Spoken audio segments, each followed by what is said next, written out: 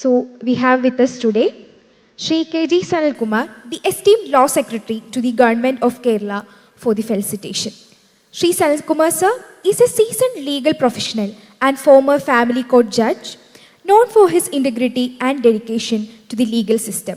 He assumed office as the Law Secretary on 31st July 2023, following his selection from a panel recommended by the Kerala High Court.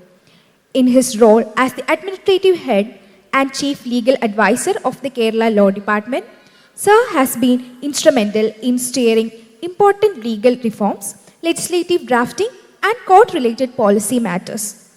His tenure is marked by notable contributions, including representing the state in key judicial proceedings and guiding rational revision of court fees based on expert reports and economic indices. He also plays a vital role in legal education and governance as an ex officio member of institutions like the Executive Councils of NUALS, Kerala. We are truly privileged by his gracious presence today, and I now invite Shri K.G. Sanal Kumar sir to kindly address us on today's State Conference of KCJC. Welcome, sir. 1998 ഞാൻ service കയറുന്നത് Thalassery judicial first class മജിസ്ട്രേറ്റായിട്ടാണ്. അതിനുശേഷം 12 വർഷത്തോളം സ്ഥിരമായി judicial first class മജിസ്ട്രേറ്റായിട്ട് പല സ്ഥലങ്ങളിലും ജോലി ചെയ്യേണ്ടതായിട്ട് വന്നിട്ടുണ്ട്. കേരളത്തിൻ്റെ വടക്കേയറ്റം മുതൽ തെക്കേയറ്റം വരെ പല സ്ഥലങ്ങളിലും മജിസ്ട്രേറ്റായിട്ട് ജോലി ചെയ്ത സമയത്ത് നമ്മുടെ ക്രിമിനൽ ജുഡീഷ്യൽ സ്റ്റാഫ് മെമ്പേഴ്സുമായിട്ട് ഒരുമിച്ച് പ്രവർത്തിക്കാനുള്ള ഒരവസരം എനിക്ക് ലഭിച്ചിട്ടുണ്ട്. യഥാർത്ഥത്തിൽ ഈ ക്രിമിനൽ ജുഡീഷ്യൽ സ്റ്റാഫ് അല്ലെങ്കിൽ ക്രിമിനൽ കോടതികളുടെ പ്രവർത്തനത്തിനെ സംബന്ധിച്ചുള്ള നല്ല അറിവ് എനിക്കുണ്ട്. അതുകൊണ്ട് തന്നെ നമ്മുടെ ക്രിമിനൽ കോടതികളിലെ വർക്ക് ചെയ്യുന്ന ജീവനക്കാരുടെ പ്രയാസങ്ങൾ അടുത്തു നിന്ന് അറിയാൻ എനിക്ക് സാധിച്ചിട്ടുണ്ട്. 25 വർഷങ്ങൾക്ക് മുമ്പ് ഇന്നുള്ള സൗകര്യങ്ങളൊന്നും അന്നില്ല. ഇന്നിപ്പോൾ നമ്മൾ കമ്പ്യൂട്ടറായി, CIS ആയി, മറ്റ് കാര്യങ്ങളൊക്കെ ആയി. അന്നൊക്കെ ഡയറി എഴുതുന്നതെല്ലാം കൈകൊണ്ട് എഴുതുന്നതാണ്.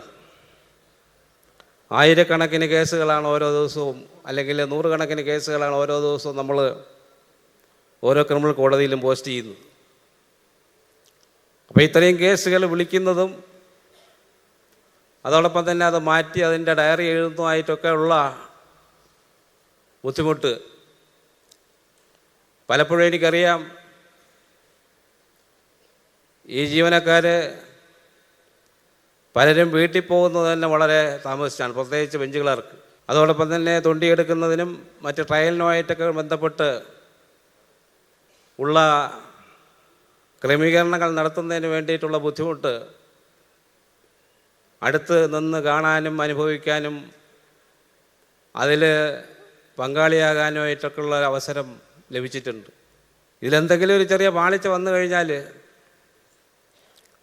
മുകളിൽ നിന്നുണ്ടാകുന്ന ആ ഒരു നടപടികൾ എത്രയോ നമ്മുടെ ജീവനക്കാർ അറിഞ്ഞോ അറിയാതെയോ അവരിൽ നിന്ന് വരുന്ന ചില പിഴവുകൾ കൊണ്ട് അനുഭവിക്കേണ്ടി വന്നിട്ടുണ്ട്.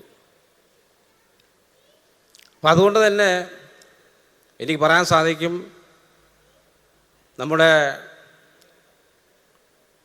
പബ്ലിക് സർവീസിൽ ഏറ്റവും കൂടുതൽ പ്രയാസം അനുഭവിക്കുന്ന ജീവനക്കാരുടെ ഒരു വിഭാഗമാണ് ക്രിമിനൽ കോടതി സ്റ്റാഫ്.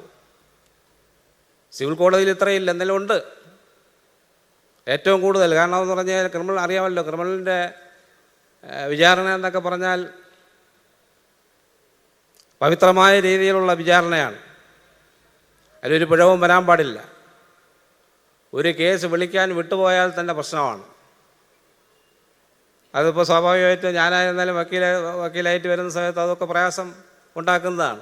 അപ്പോൾ ഇത്തരത്തിലുള്ള ഈ പ്രശ്നങ്ങളെല്ലാം നേരിട്ടുകൊണ്ട് ഈ ക്രിമിനൽ ജസ്റ്റിസ് അഡ്മിനിസ്ട്രേഷനെ നമ്മളെ കേരളത്തിൽ നല്ല രീതിയിൽ മുന്നോട്ട് കൊണ്ടുപോകുന്നതിൻ്റെ ഏറ്റവും വലിയ പങ്ക് വഹിക്കുന്നത് എൻ്റെ അഭിപ്രായത്തിൽ നമ്മുടെ ക്രിമിനൽ കോടതിയിലെ ജീവനക്കാരാണ്. ഒട്ടേറെ പ്രശ്നങ്ങൾ അവർക്കുണ്ട്. ഇപ്പോൾ ഇവിടെ സൂചിപ്പിച്ചതുപോലെ OA-മാരുടെ പ്രശ്നങ്ങൾ. ക്രിമിനൽ കോടതിയിലെ OA-ക്ക് പ്രൊമോഷൻ ഇല്ല. പണ്ട് once an OA always an OA ആയിരുന്ന സാഹചര്യമുണ്ട്. അതിനുശേഷമാണ് ഒരു 10% ക്ലർക്ക് പോസ്റ്റിലേക്ക് ഒരു പ്രൊമോഷൻ കൊടുക്കുന്ന ഒരു സാഹചര്യം വന്നു. അതും വളരെ തുച്ഛമായിട്ട് കിട്ടുള്ളൂ. അപ്പോൾ OA ആയിട്ട് കയറി OA ആയിട്ട് തന്നെ റിട്ടയർ ചെയ്തിട്ടുള്ള എത്രയോ ജീവനക്കാരെ എനിക്കറിയാം.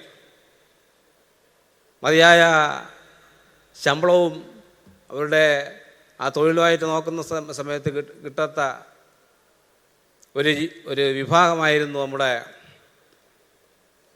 ക്രിമിനൽ കോടതി ജീവനക്കാർ. അതോടൊപ്പം തന്നെ ഇവിടെ നേരത്തെ സൂചിപ്പിച്ച പോലെ ഇൻഫ്രാസ്ട്രക്ചർ ഇത്രയും കുറവുണ്ടായിരുന്ന ഒരു മേഖലയില്ലായിരുന്നു. ഇപ്പം എനിക്കറിയാം, ഞാൻ ചേർത്തലയിൽ മജിസ്ട്രേറ്റായിട്ടൊക്കെ ഇരിക്കുന്ന സമയത്ത് എൻ്റെ ചേംബർ എന്ന് പറഞ്ഞൊരു ചായ്പായിരുന്നു. ചോർന്നൊലിക്കുന്ന പല ബിൽഡിങ്. പിന്നെ ശാസ്താംകോട്ട ഉണ്ട്. ശാസ്താംകോട്ട എന്ന് പറഞ്ഞാൽ അവിടെ ഒരു വീടായിരുന്നു. മജിസ്ട്രേറ്റ് കോടതിയായിട്ട് പ്രവർത്തിച്ചിരുന്നു. പിന്നെ പല സ്ഥലങ്ങളിലും വാടകയ്ക്ക് കെട്ടിടങ്ങളിലുണ്ട്. അന്നത്തെ സമയത്തൊന്നും ഇത്രയും കോടതികളില്ല. ഇന്നിപ്പോൾ ടെമ്പററി കോടതികൾ കൂടുതൽ വന്നു. കൂടുതൽ സ്റ്റാഫ് വന്നു. കുറച്ചുകൂടെയൊക്കെ സംവിധാനങ്ങൾ കൂടി.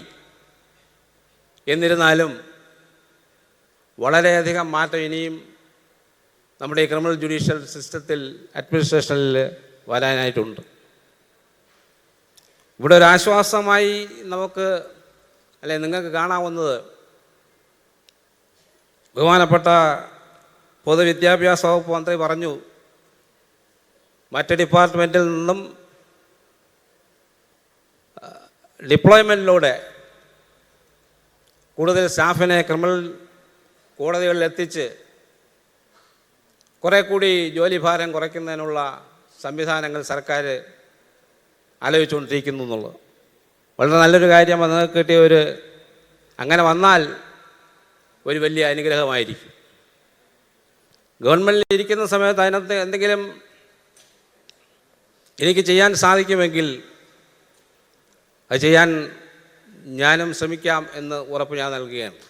അതോടൊപ്പം തന്നെ സാർ ഇപ്പോൾ ഇവിടെ നമ്മുടെ ജസ്റ്റിസ് രാജാ വിജയരാജ് സാർ പറഞ്ഞു ഒരു വെൽഫെയർ ഫണ്ടിനെ സംബന്ധിച്ച്. അത് നല്ലൊരു നീക്കമായിരിക്കും. നിങ്ങൾക്ക് അതിലും നല്ലൊരു പ്രതീക്ഷ കിട്ടുന്നതാണ്. യഥാർത്ഥത്തിൽ ഇത്തരത്തിലുള്ള കാര്യങ്ങളൊക്കെ നേരത്തെ വരേണ്ടതായിരുന്നു. ഇനിയെങ്കിലും അത്തരത്തിലുള്ള മാറ്റം ഉണ്ടാകട്ടെ. നിങ്ങളുടെ സേവന വേതന വ്യവസ്ഥകളിലെല്ലാം നല്ല ഗുണപരമായ മാറ്റം ഉണ്ടാകട്ടെ എന്ന് മാത്രം ആശംസിച്ചുകൊണ്ട് ഞാൻ എൻ്റെ വാക്കുകൾ ഉപസംഹരിക്കുന്നു. എൻ്റെ സ്നേഹ ആശംസകൾ.